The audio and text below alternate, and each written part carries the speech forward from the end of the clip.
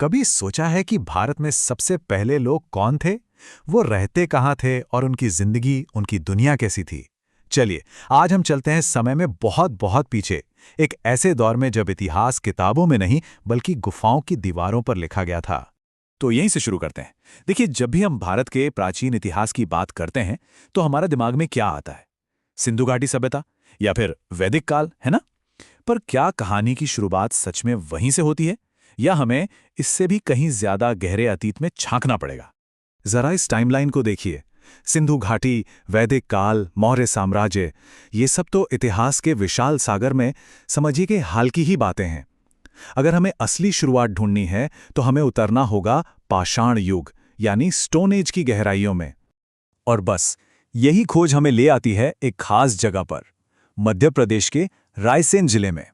यही मौजूद हैं भीमबेटका की वो चट्टानी गुफाएं, जहां हमारे उस सबसे पहले सवाल का जवाब मिलना शुरू होता है।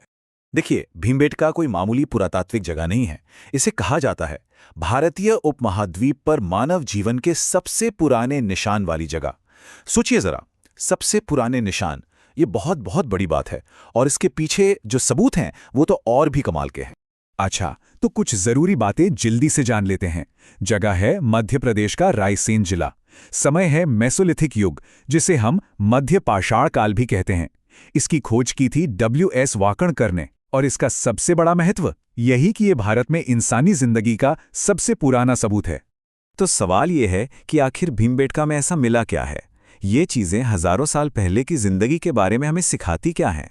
चलिए, अब जरा जासूस बनकर इन गुफाओं के अंदर छिपे सुरागों को देखते हैं। ठीक है, जगह पता चल गई, समय पता चल गया, पर असल में उनकी जिंदगी थी कैसी? मतलब उनकी रोजमर्रा की जिंदगी, खाते क्या थे, रहते कैसे थे, और उनके पास टेक्नोलॉजी कैसी थी? तो उनकी टेक्नोलॉजी का सबसे बड़ा सबूत है माइक्रोलिथ्स। नाम से ही अंदाजा लग रहा होगा, माइक्रो मतलब बहुत छोटे। ये सिर्फ 1 से 5 सेंटीमीटर के पत्थर के औजार थे। सोचिए जरा, इतने छोटे। ये मेसोलिथिक युग की पहचान थे। और मजे की बात यह है कि ये इतने छोटे औजार अकेले काम नहीं आते थे। नहीं, असल में ये एक बड़े सिस्टम का हिस्सा थे। इन्हें लकड़ी या हड्डी में फंसाकर असली ज्यादा जटिल हथियार बनते थे, जैसे कि तीर की नोक या भाले का अगला हिस्सा। मतलब क्या कमाल की इंजीनियरिंग थी उस जमाने में। तो इन सब सुरागों को जोड़कर देखें तो एक पूरी दुनिया नजर आती है। वो लोग शिकारी और संग्राहक थे, यानी हंटर गैदरर्स। धनुष बाण उनके लिए आम हथियार बन चुका था। घर घर थी उनकी गुफाएं। और वो सिर्फ शिकारी नहीं थे, वो आर्टिस्ट भी थे। अपनी जिंदगी की कहानियां गुफाओं की दीवारों पर पेंट करते थे। और एक और दिलचस्प बात, वो अपने लोगों को अपने रहने की जगह पर ही दफनाते थे। शायद ये दिखाता है कि वो मानते थे कि मौत के बाद भी कोई जिंदगी होती है। अच्छा, तो अब तक हमने काफी कुछ जान लिया। चलिए, अब थोड़ा सा जूम आउट करते हैं और देखते हैं कि ये पूरी कहानी, ये भीमबेटका का मेसोलिथिक युग, इंसानी सफर की बड़े पिक्चर में कहां पर आता है। यहां पे फर्क साफ दिखेगा। एक तरफ है भीमबेटका वाला मेसोलिथिक दौर, यानी शिकारी लोग, छोटे छोटे माइक्रोलिथ औजार और गुफाओं में रहना।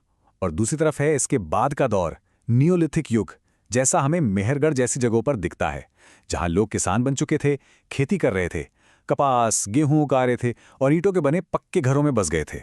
और फिर भीमबेटका के भी हजारों साल बाद सभ्यता ने अगली बड़ी छलांग लगाई, सिंधु घाटी सभ्यता, जहां बड़े बड़े शहर बस गए। ये तस्वीर देखकर अंदाजा लगता है कि भीमबेटका के लोग कितने कितने ज्यादा पुराने हैं, शहरों के बसने से भी हजारों साल पहले के। तो इन सब बातों का मतलब क्या है?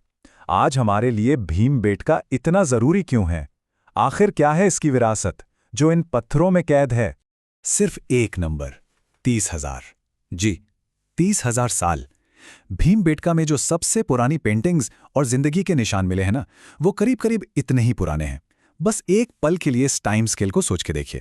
तो भीमबेटका की विरासत क्या है? सबसे पहले तो ये हमें सीधे सीधे इस जमीन के पहले लोगों से जोड़ता है। ये प्रागैतिहासिक कला का एक ऐसा खजाना है जो कहीं और नहीं मिलता। ये एक खिड़की है जिससे हम उन लोगों की टेक्नोलॉजी, उनके समाज और उनके विश्वासों को देख सकते हैं।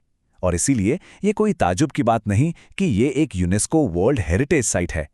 तो भीमबेटका हमारे इतिहास का पहला पन्ना है, एक शानदार पन्ना। पर यह हमें सोचने पर मजबूर कर देता है ना, कि हमारे पैरों के नीचे इन पुरानी गुफाओं के अंधेरे में ना जाने और कितनी कहानियां, कितने राज दफन हैं, जो बस खोजे जाने का इंतजार कर रहे हैं।